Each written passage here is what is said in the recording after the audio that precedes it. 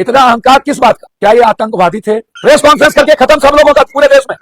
घर में सोए रहे, एक अचानक मिर्गी उठे, सारे नेताओं को बाप रे बाप। अगले बार के बाद मुझे लगा कि मुझे बच्चों के आंदोलन में नैतिक समर्थन देना चाहिए, हमें सदन में उठाना चाहिए,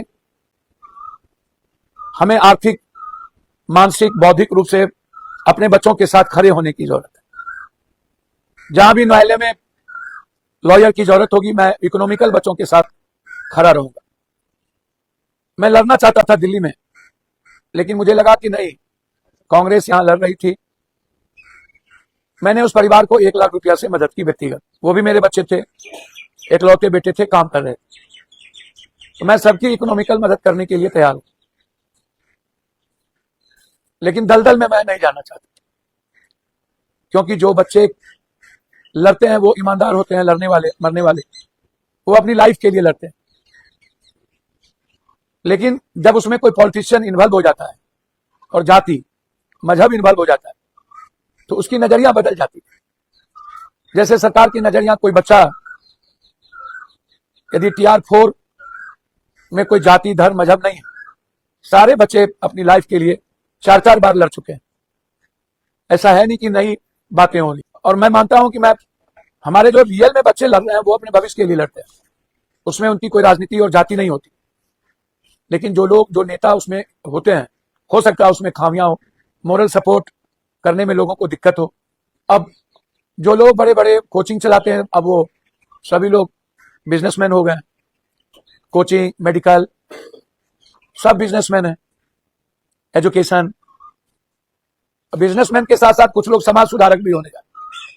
तो 2 तरह की चीजें नहीं होती है, हम लूटे भी, हम पैसा भी कमावे और ज्ञान भी दें, समाज सुधारक भी बने। मुझको समझ में नहीं आता कि दोनों चीज कैसे हो सकती। और उनका बच्चों को सपोर्ट सिर्फ अपने फायदे के लिए होता है कि वो हीरो हो जाए, वो उस पर बात कर ले। हीरो होने का बहुत रास्ते हैं, आप होइए ना। इतना ना गरीबी है, आप मदद कीजिए। इतना ना परेशानी है, आपको यदि हिम्मत है तो ब्लॉक जाइए ना। सिर्फ ध्यान बच्चों को क्यों देते हैं? सरकार भी ब्लॉक में भ्रष्टाचार मुक्त कर दीजिए।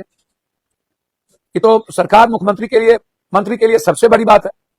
समय पर एग्जाम करवा दीजिए आप यूनिवर्सिटी में।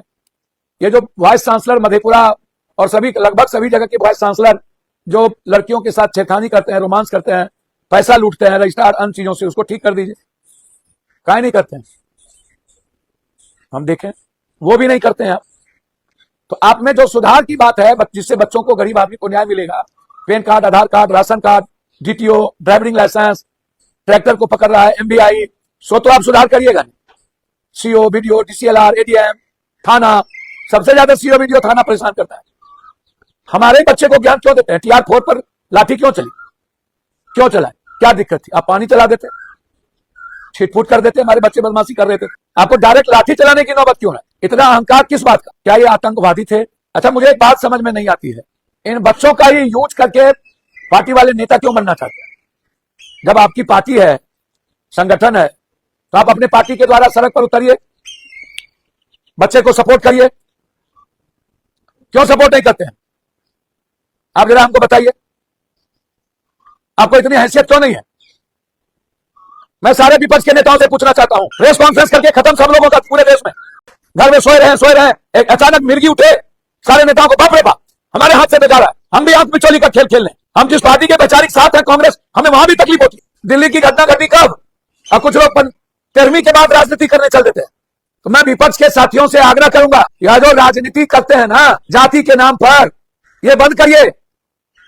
जाति के ठेकेदार नहीं है आप लोग। जाति जबरदस्ती आप लोगों को माथे पर अभी तक रखा हुआ है। ममता बनर्जी और राहुल गांधी के साथ लड़ना सीखिए सड़कों पर।